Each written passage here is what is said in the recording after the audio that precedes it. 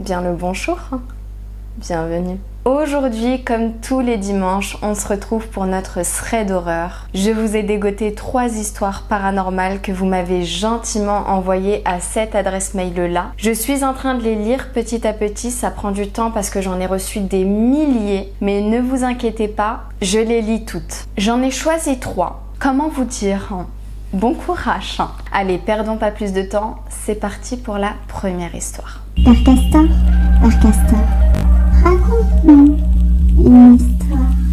C'était il y a 6-7 ans. J'habitais en appartement avec mon amoureux et on est 2 fans de films d'horreur. On en regarde énormément. À un moment donné, on tombe sur un film qui s'appelle « Délivre-nous du mal ». Dans ce film, il y a une peluche qui tourne sur elle-même et qui fait « ah ah ouh, ah ah ouh ».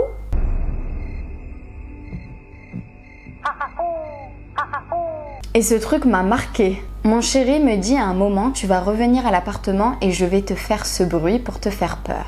Je lui ai répondu non, ne fais surtout pas ça en rigolant. 3 semaines, 1 mois passent depuis qu'on a vu ce film. Et un soir, je termine de travailler au magasin, il était 21h. Tout va bien, je suis détendue, je prends ma voiture pour retourner chez moi. J'ouvre la porte et il fait très noir, sauf que je vois une lueur dans notre chambre à coucher mais aucun bruit. Bon. Je crie « Allô ?» comme réponse « mais comme chuchoté. Je lui dis « Arrête, c'est pas drôle. » Rien. Aucune réponse. Je me dépêche d'aller allumer la lumière du passage. J'attends. Toujours rien. Je m'attendais à le voir sortir de la chambre et à se foutre un peu de moi. J'arrive dans notre chambre. Rien. Personne n'est là.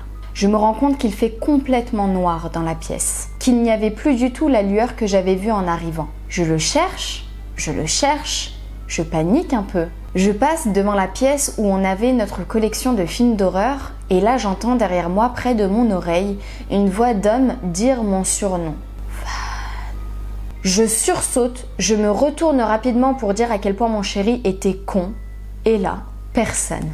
Là j'avais extrêmement peur. Mais va savoir pourquoi, j'avais encore dans ma tête une infime possibilité encore que ça soit lui qui s'amuse à mes dépens. Je voulais vraiment croire que c'était lui derrière tout ça. Je suis donc sortie de l'appartement par la porte de derrière pour voir si sa voiture était bien là dans le garage, pour me rassurer qu'il était vraiment à la maison. Mais non, pas de voiture. Je remonte dans l'appartement et le téléphone sonne. C'est lui qui m'appelle. Je lui demande s'il revient bientôt. Sa réponse, oui.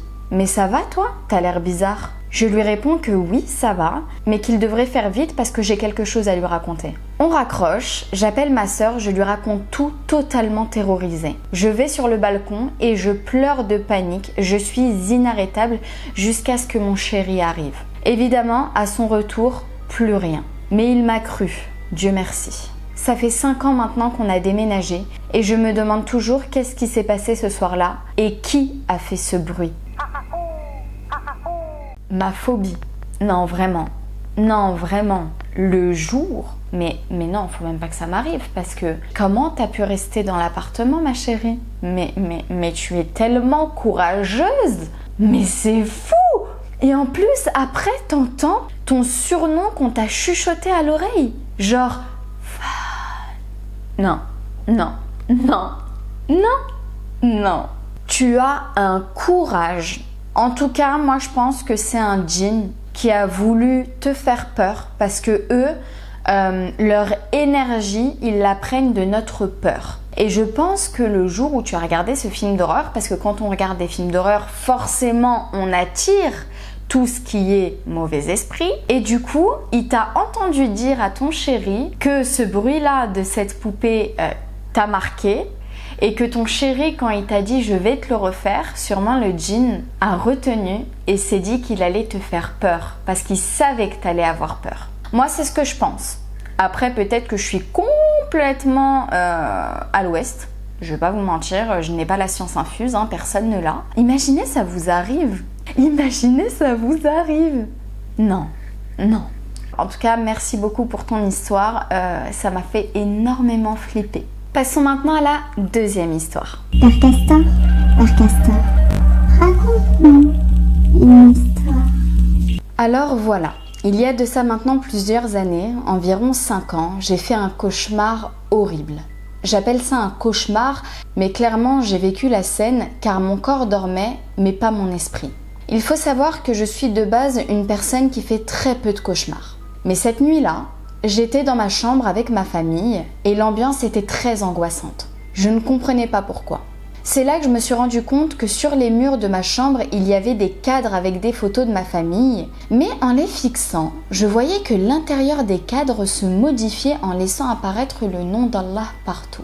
J'ai commencé à paniquer, j'avais comme une boule qui m'oppressait au niveau de la poitrine. Je me rappelle avoir crié pour demander ce qui se passait, mais tout le monde me fixait sans dire un mot. De là, j'ai vu une personne entrer dans ma chambre. Au premier regard, je n'arrivais pas à identifier la personne. Et plus elle s'approchait, et plus je remarquais que cette personne, c'était moi.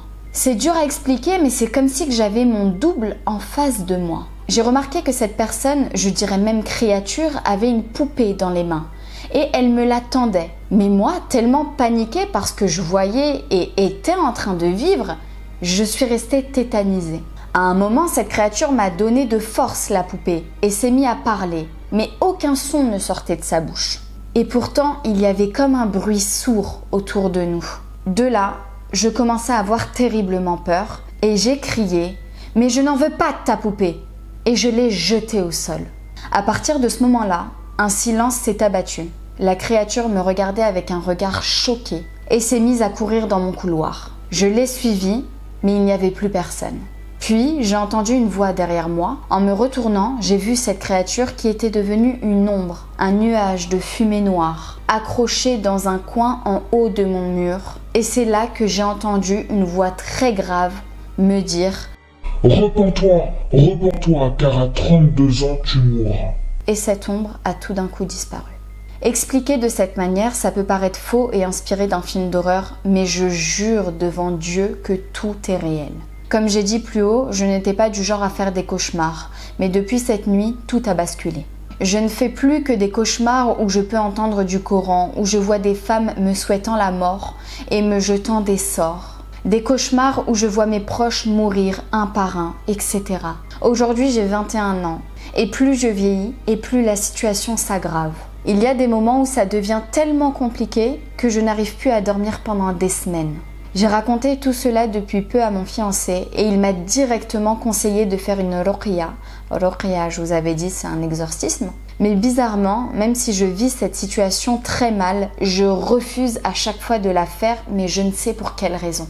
Voilà, je t'ai tout dit. Depuis ce cauchemar, j'ai eu une peur terrible de vieillir et d'atteindre mes 32 ans. Même si je sais que seul Dieu décide de quand est notre heure. J'espère que mon témoignage pourra te servir pour une de tes vidéos et je te souhaite plein de bonheur. Merci beaucoup ma belle. Moi aussi, je te souhaite beaucoup de bonheur. Je ne te souhaite pas de mourir à 32 ans, hein, on s'entend bien. Et surtout, je te conseille, mais vraiment, d'aller voir un imam et de faire une ruqya. Même si toi, tu n'as pas envie, c'est pas toi qui n'as pas envie. C'est la chose qui est à l'intérieur de toi qui ne veut pas. Tu dois combattre cette chose. Tu ne peux plus vivre dans cet état-là où tu fais que des cauchemars en voyant des gens bizarres te jeter des sorts et en voyant tes proches mourir un par un. C'est invivable. Moi, je pense que c'est quelqu'un ou plusieurs personnes qui t'ont fait de la sorcellerie. Et du coup, la seule chose qui va pouvoir annuler ça, c'est une ruqya. C'est le fait que tu ailles voir un imam, qu'il te lise le Coran sur toi et qu'il te libère de tout ce mal. Il faut que tu te forces. On est là avec toi. Si vous pouvez donner des conseils à cette sœur, n'hésitez pas, les commentaires sont faits pour ça. On te souhaite sincèrement de guérir parce que ça doit être extrêmement dur. N'hésite pas à mettre du Coran chez toi, à purifier l'endroit avec de la sauge, avec du prour. Même si tu n'en as pas envie, force-toi. Ça ne peut être que bénéfique pour toi. Merci beaucoup pour ton histoire. Passons maintenant à la dernière histoire. Darkasta, raconte-nous une histoire. Pour la dernière histoire, la personne elle a voulu rester anonyme. Du coup, on va l'appeler Sarah. L'histoire de Sarah est un petit peu longue, mais hyper intéressante. Ça s'est passé en décembre 2018. J'allais passer mes examens du premier semestre. J'étais en deuxième année de licence à la fac. J'étais en période d'examen, il me restait une semaine avant de passer mes examens. Un soir, j'allais dormir et j'avais rêvé d'un chien qui me courait après. En vérité, il m'était déjà arrivé de rêver de ce type d'animal, mais là, sa couleur n'était pas comme d'habitude. Le chien était tout noir dans mon rêve. J'ai sursauté au beau milieu de la nuit. Bon, pas de panique, je me suis rassurée en me disant que c'était à cause du stress de mes examens. Le problème, c'est que ce rêve s'est répété encore et encore, pratiquement toutes les nuits qui ont suivi. J'avais du mal à dormir et en me réveillant le matin, je me sentais pas bien, mais toute la journée. C'était toujours le même rêve avec ce chien noir qui me court derrière, ce sont juste les détails qui changeaient.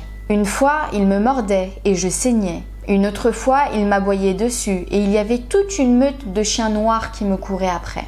Je crois avoir fait ces cauchemars 5 nuits d'affilée, mais la dernière nuit était la plus terrifiante. J'ai rêvé que j'étais toujours poursuivie par un chien noir et là j'entre dans une salle, le sol était rempli de chiens démembrés.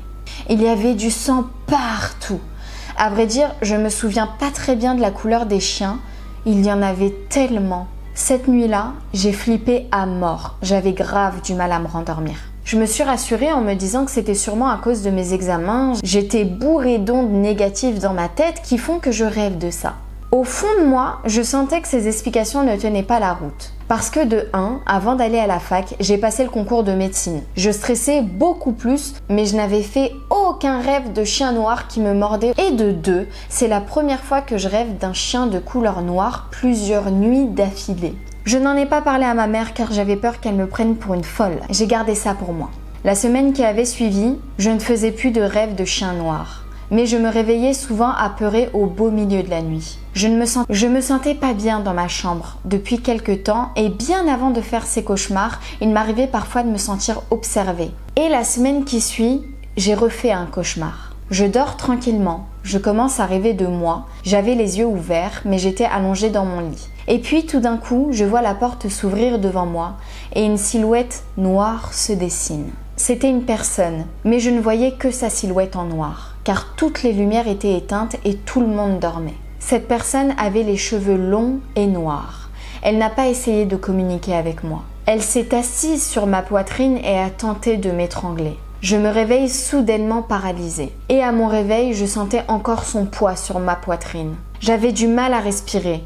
Je tentais de crier de toutes mes forces, mais je ne pouvais pas dire un seul mot. Je ne comprenais absolument rien. J'ai arrêté de me débattre et je me suis rendormie. Le matin, j'étais extrêmement mal. Je me sentais lourde et très fatiguée. C'était la première fois que je faisais ce genre de cauchemar. Pour moi, t'as fait une paralysie du sommeil là, ma belle. Cela faisait 1 mois que je n'avais pas regardé de film ni quoi que ce soit qui me fasse rêver de ça. J'ai pensé tout de suite à la sorcellerie. Je suis de confession musulmane, mais je suis une personne très rationnelle et à vrai dire, j'ai toujours eu du mal à croire aux sciences occultes. Alors j'ai décidé d'en parler à ma grande sœur qui vit avec ma grand-mère en Algérie. Elle m'a répondu « Écoute, tu devrais lire du Coran, c'est pas normal ces cauchemars. » Ou à la limite, attends les vacances d'été, qui étaient en août 2019, on ira voir un imam ensemble. En attendant, va dormir avec quelqu'un dans une pièce différente que ta chambre si tu as trop peur. Je suis allée dormir avec ma sœur dans sa chambre. Elle m'a alors expliqué que ma grand-mère a été touchée par un mauvais sort et que la nuit, depuis ce jour, elle voit un homme qui vient la déranger quand elle dort. Elle m'a expliqué que l'imam lui avait lu du Coran à plusieurs reprises et que maintenant tout s'était réglé dans l'ordre. Je me dis que j'attendrai les vacances d'été afin de voir l'imam. Pendant mes vacances en Algérie, ma grande sœur m'a conseillé d'aller avec mon cousin et mon oncle chez un monsieur qui était réputé dans la région où habite ma grand-mère pour détecter les personnes qui ont été touchées par un mauvais œil ou quoi que ce soit d'autre. Mon oncle a appelé l'homme en question. Il avait d'abord demandé à ce qu'on dorme sur un tissu dans lequel on avait mis de la semoule. J'ai hésité à le faire, j'ai dit à ma sœur que peut-être ce mec n'était qu'un charlatan. Elle m'a répondu de le faire car il avait vu que ma grand-mère était atteinte par un mauvais sort et il s'était avéré que c'était vrai. Le lendemain, je suis allée le voir avec mon oncle et mon cousin comme convenu. Il a dit à mon oncle et à mon cousin qu'il n'avait rien. Puis est arrivé mon tour. Et à ce moment-là, je lui passe mon paquet de semoule, sur lequel j'ai dormi toute la nuit. Il m'a répondu ceci. Toi, il t'est arrivé de faire des cauchemars étranges la nuit. C'est normal, c'est parce qu'on t'a fait un mauvais sort dans le but que tu ne te maries pas et que tu ne trouves pas de travail. Sa réponse m'a choquée. Comment il savait que je faisais des cauchemars ? Puis, il m'a conseillé d'aller voir un imam pour me faire lire du Coran pour enlever ce blocage. Malheureusement, je n'ai pas pu voir d'imam depuis pour une ruqya car il ne restait qu'une semaine avant qu'on rentre en France et l'imam de ma ville où j'habite en France ne pratique pas la ruqya. Depuis ce qu'il m'est arrivé, je ne dors plus dans ma chambre car j'ai peur de refaire les mêmes cauchemars. Ce monsieur, il a vu que quelqu'un t'a lancé un sort pour que tu ne te maries jamais et que tu ne puisses pas trouver de travail. C'est très possible. Il y a des gens, ils sont tellement jaloux qu'ils sont prêts à tout faire, même à être bannis de leur propre religion, afin de faire du mal aux autres. Ma belle, tu peux te guérir. Essaye d'aller voir un imam pour qu'il te sorte ça de toi et qu'il te guérisse afin que ça ne nuise pas à ta vie et afin que tu puisses retourner dormir dans ta chambre tranquillement. Et j'espère que tu feras cette ruqya parce que je suis sûre que si tu la fais pas, c'est pas parce que l'imam de ta ville ne fait pas de ruqya. Tu peux demander à un imam même qui n'est pas dans ta ville mais aux villes avoisinantes. C'est juste que quelque chose au fond de toi ne veut pas la faire. Peu importe qu'il habite à 30 minutes de chez toi ou même le faire par téléphone. Moi, ça a marché par téléphone, tu vois. J'en avais des très gros doutes. Je me suis dit MDR par téléphone, mais le mec, il s'est cru où? Ça a fonctionné. Donc, essaye d'en faire une, même par téléphone. Essaye d'être plus forte que ça et de faire cette ruqya. C'est très, très important pour toi. En tout cas, voilà, cette vidéo est terminée. N'hésitez pas à me dire en commentaire l'histoire qui vous a le plus traumatisé. Moi, je pense que c'est l'histoire du Aaou. Ça, c'est un truc, je peux pas. En plus, la poupée dans le film, elle fait juste grave peur. Non, ça, je peux pas. En tout cas, merci beaucoup de m'avoir envoyé vos histoires. N'hésitez pas, vous aussi, si vous avez vécu des choses paranormales, à m'envoyer à cette adresse mail-là. Je les lis toutes, même si ça prend beaucoup de temps. Ne vous inquiétez pas, je les lis toutes. Si vous avez kiffé notre thread d'horreur du dimanche, je compte sur vous pour laisser votre like, à vous abonner, bien évidemment, si vous me découvrez. Ici, on est chill, on est tranquille. On kiffe le make-up, le paranormal. Donc, si tu kiffes ça, n'hésite pas. Je vous laisse mes réseaux sociaux par-ci par-là, TikTok et Instagram, j'y suis active tous les jours, donc si je te manque entre deux petites vidéos YouTube, n'hésite pas. Si t'es resté jusqu'à ce moment de la vidéo, mets-moi en commentaire le mot hibou. Je t'embrasse très très fort, je te dis à mercredi pour une prochaine vidéo YouTube. Prends soin de toi, surtout. Ciao.